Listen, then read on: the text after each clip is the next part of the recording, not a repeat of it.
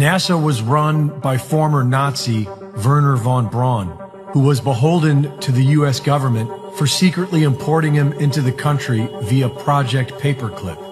As were the dozen astronauts were Freemasons and the sons of Freemasons. Freemasons swear on their lives to keep the secrets they are entrusted with. Why on earth would anyone trust NASA? If the moon landing was real, it would have been a miraculous achievement because NASA was failing at every level of the mission and did not believe they would be able to achieve their goal. In 1967, Government Inspector Thomas Barron testified before congressional investigators that the Apollo program was failing. 6 days after his testimony, he was killed with his wife and child when a train crashed into his car. Astronaut Gus Grissom held an unauthorized press conference where he criticized the program and said it would take another 10 years to fly to the moon. 5 days later, he was killed on the job. Gus Grissom's last words were, "How are we going to get to the moon if we can't talk between 2 or 3 buildings?" Hey, how are we going to get to the moon if we can't talk between 3 buildings? I can't hear a thing you're saying. Jesus Christ. But how are we going to get to the moon if we can't talk between 2 or 3 buildings? Moments later, the Apollo 1 command module caught fire. Astronauts Grissom, White, and Chaffee. Several key members of the Apollo mission resigned just months before the mission.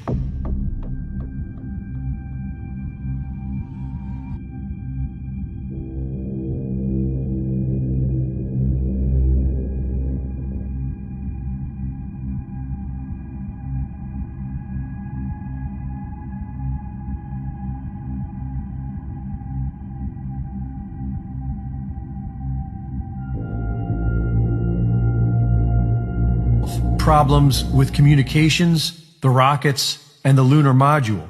But one of their biggest obstacles was deadly radiation. In order to reach the moon, one has to pass through what is known as the Van Allen radiation belt. And NASA announced in 2014 that this was still a problem when they launched an unmanned spacecraft to try to solve it. Radiation like this could harm the guidance systems, onboard computers, or other electronics on Orion.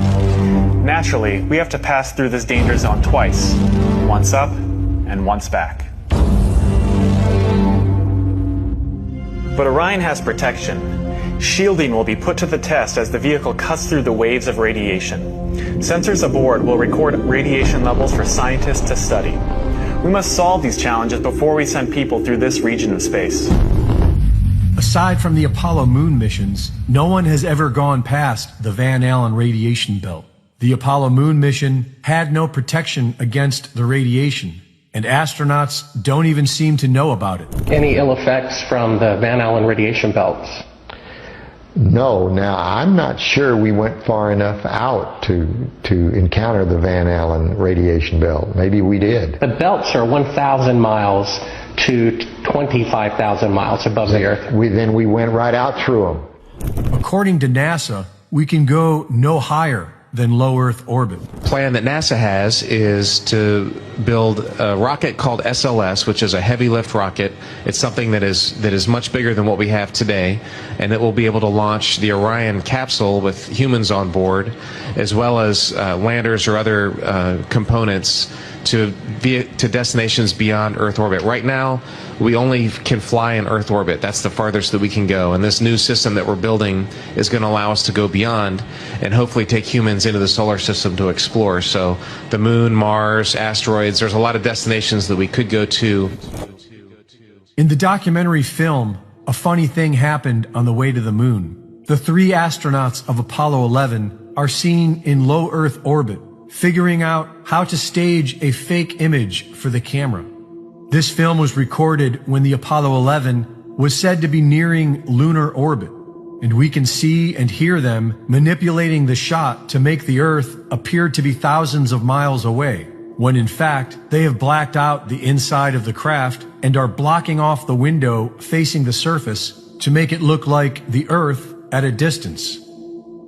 When we hear Houston radio approval for the shot, the astronauts do not respond until an unknown third party can be heard whispering, "Talk." Hello, Apollo 11. Houston, Goldstone says that the TV looks great. Over.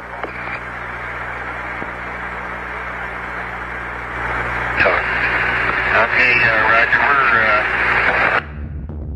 The astronauts are told they are being pre-recorded and edited for a subsequent live broadcast.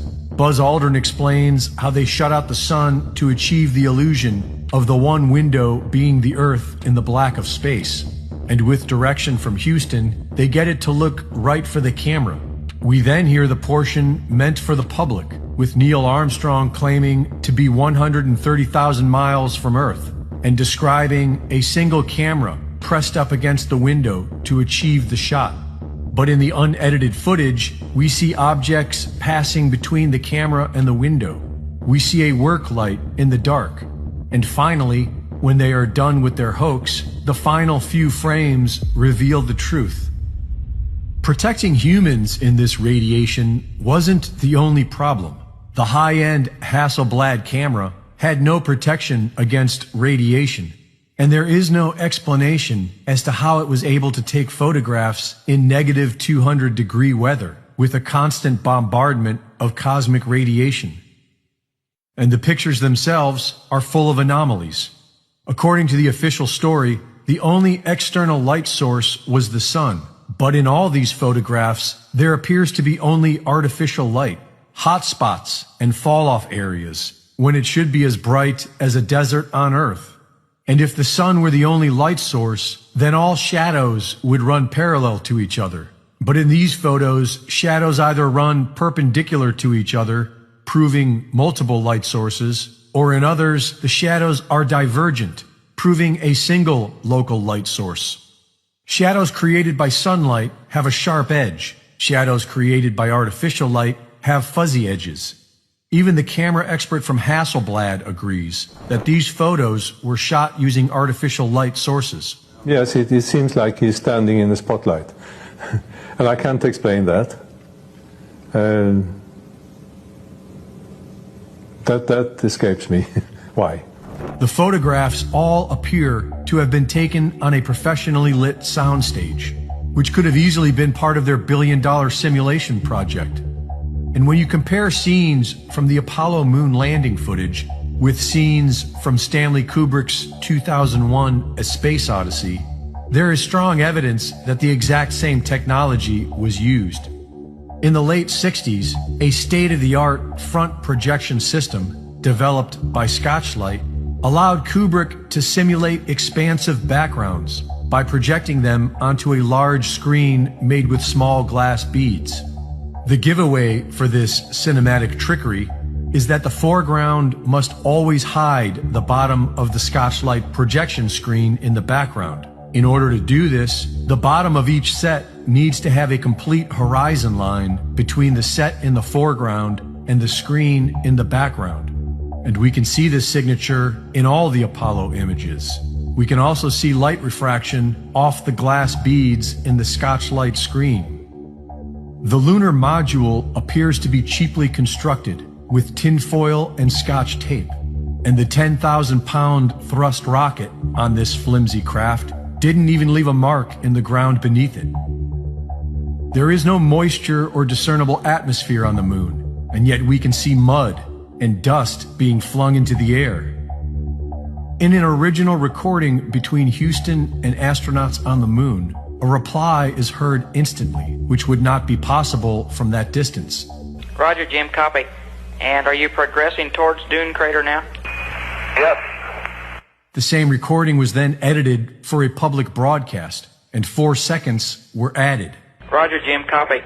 And are you progressing towards Dune Crater now? Yep.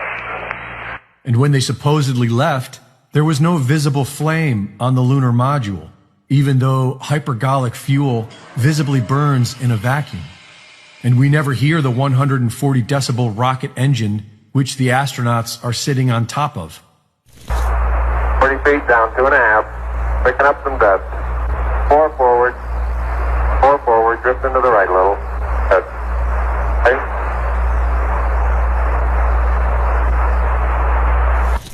During takeoff, when it would have been burning at its loudest, an astronaut plays a musical recording, accentuating how quiet it is inside the craft. 99 Pro. Good liftoff. Automatic.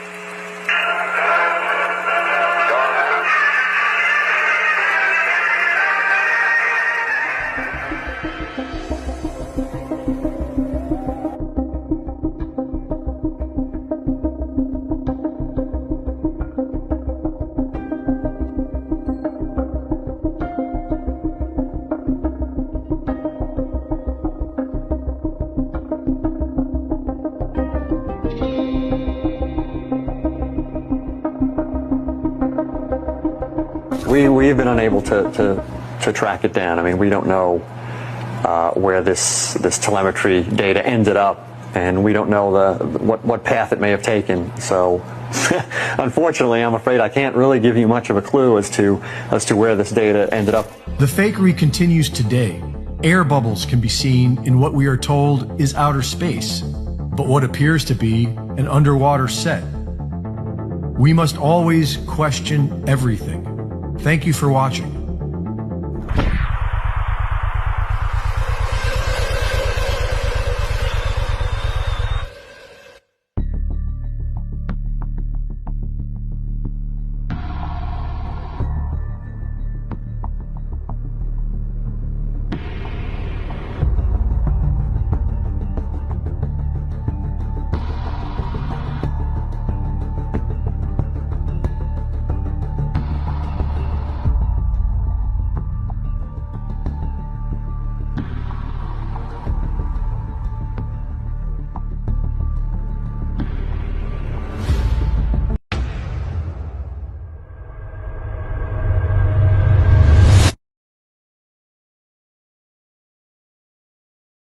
အားလုံးပဲမင်္ဂလာပါတမီးရဲ့နာမည်ကဆောင်းမြတ်ပိုင်လို့ခေါ်ပါတယ်ဟူရဲ့မရှာ